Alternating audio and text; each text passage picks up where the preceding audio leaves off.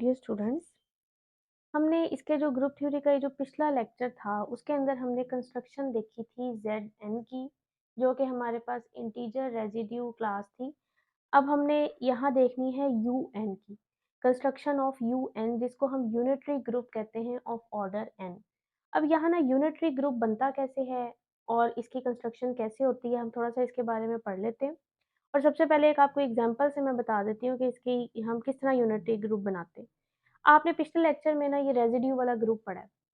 अब ना हम यहाँ एक एग्ज़ाम्पल के तौर पे मैं आपको सिर्फ़ समझाने के लिए ले रही हूँ कि अगर हम ना ये Z4 ले लेते हैं, वो रेज़िड्यू क्लास वाला Z4, तो आपको पता है, जिन्होंने पिछला लेक्चर नहीं लिया वो ले लें, उसमें इस सारा ये जो रेज़िड्यू वाला है उसको फुल बनाने का तरीका बताया हुआ है।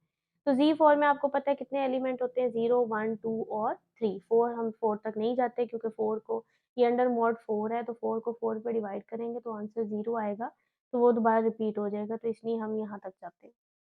अब यहाँ ना देखें, विद रिस्पेक्ट टू अगर एडिशन देखें तो ये ग्रुप होता है। ये जो रेज़िड्यू क्लास है ना, ये विद रिस्पेक्ट टू एडिशन क्या होता है, ग्रुप होता है। लेकिन विद रिस्पेक्ट टू मल्टीप्लिकेशन ये ग्रुप नहीं होता। इसमें ना अब विद रिस्पेक्ट टू मल्टीप्लिकेशन अब कैसे ग्रुप नहीं है, हमने वो बात तो बाद में देखनी है। यहाँ एक जो आपको चीज़ बतानी है कि यूनिटरी ग्रुप कैसे बनता है, उसमें देखें ना, अगर मैं लेती हूँ 2, इसमें से मैं ले रही हूँ 2, 2 का ना मैंने इनवर्स चेक करना है। तो इनवर्स का यही होता है कि 2 को ऐसे कौन से नंबर से मल्टीप्लाई करवाएँ कि आंसर 1 आए। यही होता है ना इनवर्स का, कि आपने अगर किसी भी एलिमेंट का इनवर्स देखना होता है, तो अगर विद रिस्पेक्ट टू मल्टीप्लिकेशन है तो आपने उस एलिमेंट को मल्टीप्लाई करवाना होता है ऐसे नंबर के साथ कि आंसर 1 दे। अब इसमें ना क्योंकि इस ग्रुप में 4 एलिमेंट हैं, तो मैं सबसे करवा के देखती हूँ कि 2 किसी पे आंसर आइडेंटिटी देता है। जब मैं 2 को 0 से कराऊँगी तो 0 आएगा, 2 को 1 से कराऊँगी तो 2 आएगा, 2 को 2 से कराऊँगी तो 4 आएगा, और 4 का क्योंकि ये रेज़िड्यू क्लास है, तो 4 अगर आ रहा है तो 4 पे हम डिवाइड करेंगे तो आंसर क्या आएगा, रिमाइंडर 0 बचेगा। फिर 2 को मैं 3 से, और ये क्रॉस और ये 4 लिखा हुआ है कि ये हम मल्टीप्लिकेशन कर रहे हैं अंडर रेज़िड्यू और अंडर मॉड्यूलो 4। 2 को 3 से मल्टीप्लाई करवाऊँगी तो 6 आएगा, और क्योंकि 6 जो है वो 4 से बड़ा है, तो 4 या 4 से बड़ा आंसर आए तो हम उसको 4 पे क्या करते हैं, डिवाइड करते हैं और रिमाइंडर देखते हैं। तो जब मैं 6 को 4 पे डिवाइड करूँगी तो रिमाइंडर कितना बचेगा, 2। देखिए, मैंने 2 को ना ग्रुप के सारे एलिमेंट से मल्टीप्लाई करवा के देखा, लेकिन मुझे आइडेंटिटी नहीं मिली। इसका मतलब है कि इस जो ये ग्रुप है ना, इसमें विद रिस्पेक्ट टू मल्टीप्लिकेशन 2 का इनवर्स एक्सिस्ट ही नहीं करता। इस वजह से ये ग्रुप नहीं है। अब इसमें 2 का इनवर्स एक्सिस्ट नहीं करता, 0 का भी नहीं करता, क्योंकि आप 0 को बेशक जिस मर्ज़ी नंबर से मल्टीप्लाई करवाएँ, आंसर तो हमेशा 0 आएगा। इसका मतलब है 0 का भी नहीं एक्सिस्ट करता।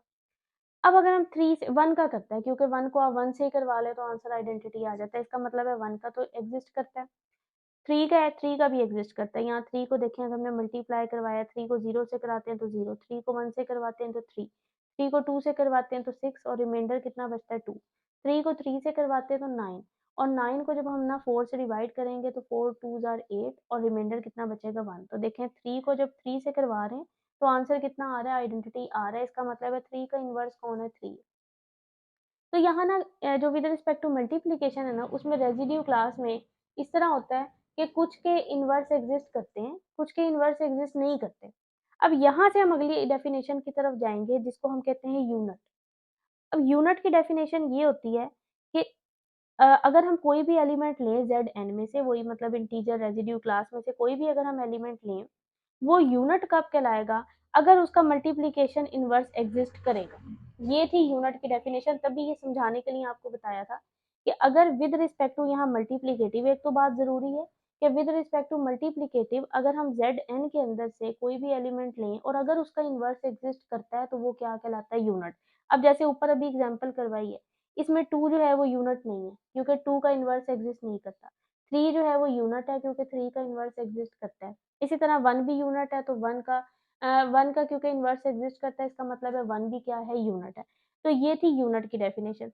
अब इस यूनिट से ही हमारे पास क्या बनता है, यूनिटरी ग्रुप बनता है। और वो कैसे बनता है, जब हम सारे यूनिट्स को की कलेक्शन कर लेते हैं ना, कि एक Zn के जितने भी यूनिट्स बनते हैं उनकी अगर हम उनको कलेक्ट कर लें विद रिस्पेक्ट टू वही मल्टीप्लिकेशन और अंडर मॉड n, तो वो एक ग्रुप बनाता है, और उस ग्रुप को क्या कहते हैं हम, UN, जिसकी अब हम कंस्ट्रक्शन पढ़ रहे थे कि इस तरह ये कंस्ट्रक्ट होता है हमारे पास कि जो Zn है उसके अंदर से जिन जिन का विद रिस्पेक्ट टू मल्टीप्लिकेशन जो है वो इनवर्स एग्जिस्ट करता है, उन एलिमेंट्स को हम यूनिट कहते हैं। और अगर आप उन सारे यूनिट्स को मिला लें, उनकी कलेक्शन बना लें, तो एक ग्रुप बनता है जिसको हम क्या कहते हैं, यूनिटरी ग्रुप कहते हैं ऑफ ऑर्डर n, जिसको डिनोट किससे किया जाता है, कैपिटल U, और इस तरह ब्रैकेट में कौन आता है, n आता है। अब ना ये तो हमने इसकी ऐसे कंस्ट्रक्शन पढ़ ली है कि ये कैसे बना था। अब अगर इसको आपने निकालना हो, क्योंकि अब ये अगर इस तरह आपके पास एक वो कहें कि यूनिटी ग्रुप निकालें ऑर्डर 2 का, तो आप इस तरह तो नहीं है कि पूरा पहले सेट ऑफ इंटीजर देखें, फिर हर एक का इन्वर्स चेक करें, फिर उसको कलेक्ट करें, ये तो फिर बहुत बहुत लंबा प्रोसीजर हो जाना है। कंस्ट्रक्शन इसकी असल में यही है, वो तो बता दिए, लेकिन अगर आप इसको मैथमेटिकल अप्लाई करना चाहें तो वो किस तरह है, तो यूएन का सेट जो है ना वो इस तरह करके बनता है। यानी अगर हम उसको मैथमेटिकल निकालना चाहें ना, तो ये इस तरह का सेट आपने बनाना होता है कि UN में आपने वो एलिमेंट लेने होते हैं सेट ऑफ इंटीजर ये n के, जो कि n से छोटे हों, स्मॉल n से छोटे हों, और उनका जीसीडी जो है x और n का वो 1 हो। ये भी आपको ऐसे समझ नहीं आना जब तक कि एग्जांपल नहीं होगी।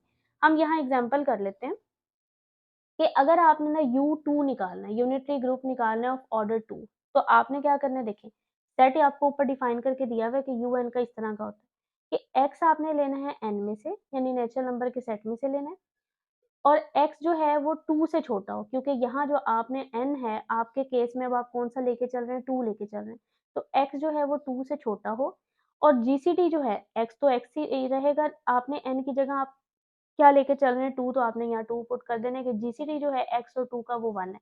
अब हमने इसको सॉल्व कैसे करना है? देखिए, आपको उन्होंने कहा है कि इस सेट में x के वो एलिमेंट आपने x जो है वो कहाँ से लेना है, n में से। तो n जो है सेट ऑफ नेचुरल नंबर वो कहाँ से स्टार्ट होता है, वो 1 से स्टार्ट होता है। 1, 2, 3 अप टू सो ऑन। अब यहाँ आपने वो एलिमेंट लेने हैं x जो कि 2 से छोटे हैं, ठीक है? यहाँ जो कंडीशन है, हमने एक तो ये कर लिया कि आपने x कहाँ से लेना है, n में से, तो मैंने नेचुरल नंबर का सेट लिख दिया। फिर उन्होंने कहा है x वो वाला लेना है जो 2 से छोटा हो। अब नेचुरल नंबर में 2 से छोटा सिर्फ कौन हो सकता है, 1 ही हो सकता है ना। इसका मतलब है कि 2 से छोटा कौन है, 1 है। तो एक तो ये कंडीशन मैंने देख ली। फिर उन्होंने कहा है कि आपने जो भी x लिया है ना, उसका 2 के साथ जीसीडी 1 आना चाहिए। तो आपने जो x है वो कौन लिया, 1 लिया है। तो 1 का अगर मैं 2 के साथ जीसीडी लेती हूँ तो वो 1 ही नहीं आता, क्योंकि 1 और 2 का जो ग्रेटेस्ट कॉमन डिवाइज़र है वो 1 है। आप इस तरह भी देखें ना, 1 को कौन डिवाइड करता है, 1 ही करता है, और 2 को कौन-कौन डिवाइड करता है, 1 भी करता है और 2 भी करता है। इसका मतलब है जो कॉमन ग्रेटेस्ट है ना, ग्रेटेस्ट कॉमन डिवाइज़र वो 1 ही है। तो ये जीसीडी इन दोनों का क्या आ गया, 1। तो देखिए इसने इस सेट की सारी कंडीशन को सैटिस्फाई किया है ना। इसका मतलब है कि 1 जो है वो इस सेट का एलिमेंट है, यानी इसमें सिर्फ 1 आ सकता है और आ ही नहीं सकता, क्योंकि 2 से छोटा सिर्फ 1 है। आप कहें ना कि हम 2 लेके चेक कर लेते हैं, तो वो इस कंडीशन को सैटिस्फाई नहीं करता। उन्होंने कहा है कि जो भी आपने एलिमेंट लेना है वो 2 से छोटा लेना है, तो वो सिर्फ 1 ही है, और वो 1 जो है वो इस कंडीशन को भी सैटिस्फाई करा रहा है। इसका मतलब है इस सेट में सिर्फ कौन आएगा, 1 आएगा। तो ये हमने बना लिया कि यूनिटरी वाला बना लिया और ऑर्डर 2 का। तो ये मैथमेटिकल हम इस तरह करके बना लेते हैं इसको, लेकिन इसके पीछे से जो मतलब कंस्ट्रक्शन है, जो असल है, वो आपको बता दी गई है। अब इसी तरह अगर मैं आपको U3 बना के दिखाऊँ, तो U3 में आपने वही इसी पूरे सेट में सिर्फ अपनी वैल्यूज़ पुट कर देनी होती है कि आपने x लेना है n में से। अब x जो है, क्योंकि n से छोटा होना चाहिए, तो n आपने क्या लेके चले, आप 3 लेके चले, तो x 3 से छोटा होना चाहिए। और जीसीडी x और 3 का आपने n की जगह क्या पुट कर दिया, 3, वो 1 होना चाहिए। अब यहाँ भी हम इस तरह करते हैं, हमने वही नेचुरल नंबर का सेट, वही 1, 2, 3 अप टू सो ऑन। अब देखिए उन्होंने कहा है जो भी आपने नेचुरल नंबर लेना है, वो 3 से छोटा होना चाहिए। अब 3 से छोटा कौन-कौन हो सकता है? एक 1 हो सकता है, एक 2 हो सकता है। तो देखें, एक 1 3 से छोटा हो सकता है, एक 2 3 से छोटा हो सकता है। ये 2 पॉसिबिलिटीज़ हैं। अब हमने ये अगली वाली भी चेक करनी होती है, क्योंकि अगर इस कंडीशन को भी वो सैटिस्फाई करता है, तो हम उसको सेट में लिखते हैं कि उन दोनों का जीसीडी जो है वो कितना आना चाहिए, 1। तो आपने x की जगह जब पहले 1 रखा है, तो देखें 1 और 3 का जीसीडी 1 ही आएगा, क्योंकि इनका ग्रेटेस्ट कॉमन डिवाइज़र 1 ही निकलता है। तो इसका मतलब है 1 को हम सेट में रख सकते हैं, क्योंकि 1 इस सारी सेट की कंडीशन को सैटिस्फाई कर रहा है। उसके बाद एक 2 एलिमेंट था, तो 2 और 3 का जीसीडी भी तो 1 ही है। देखिए ना, 3 को एक 1 और 3 डिवाइड करता है, 2 को भी एक 1 और 2 डिवाइड करता है, तो दोनों का जो ग्रेटेस्ट कॉमन डिवाइज़र है वो 1 ही आ रहा है। तो ये भी इस कंडीशन को सैटिस्फाई करता है, मतलब इस सेट में हम 1 भी रख सकते हैं, 2 भी रख सकते हैं। अब कहीं आपके ज़हन में ये बात आ जाए कि जी अगर हम U ऑफ 2 निकाल रहे हैं तो 1 आ रहा है, U ऑफ 3 निकाल रहे हैं तो 1, 2 आ रहा है, तो U ऑफ 4 निकालेंगे तो 1, 2, 3 आ जाएगा। ये नहीं है कि हमें पूरा चेक करें, वो तो इस तरह बाय चांस एक तरतीब आ रही है। लेकिन अगर आप U4 निकालेंगे तो कोई और आ रहा है सेट, ये देखें। अगर हम U4 निकालते हैं, वही आपने कहना है x नेचुरल नंबर से बिलॉन्ग करता है। x जो है वो 4 से छोटा होना चाहिए, क्योंकि आपके केस में आप रेज़िड्यू क्या लेके चल रहे हैं, 4। और जीसीडी जो है x और 4 का वो क्या आना चाहिए 1। तो यहाँ हम देखते हैं कि 4 से छोटे कौन-कौन हो सकते हैं। एक 1 हो सकता है, एक 2 हो सकता है, एक 3 हो सकता है। तो मैंने ये 3 लिख दिया और 4 से छोटा कोई हो नहीं सकता।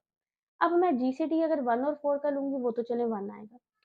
लेकिन अगर मैं जीसीडी 2 और 4 का लूँगी तो वो तो 1 नहीं आता, क्योंकि 2 को जो है वो 1 भी डिवाइड करता है, 2 भी करता है।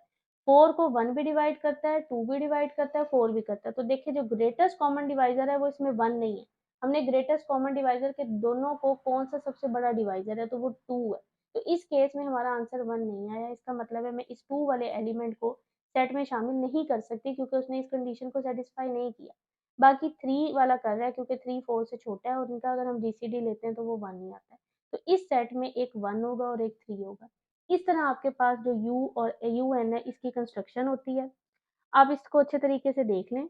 हम ना अगले लेक्चर में एक और जो हमारे पास ग्रुप है उसकी कंस्ट्रक्शन को पढ़ेंगे। किसी को इसमें कोई चीज़ ना समझ आए तो वो मेरे से पूछ ले। अल्लाह हाफ़िज़।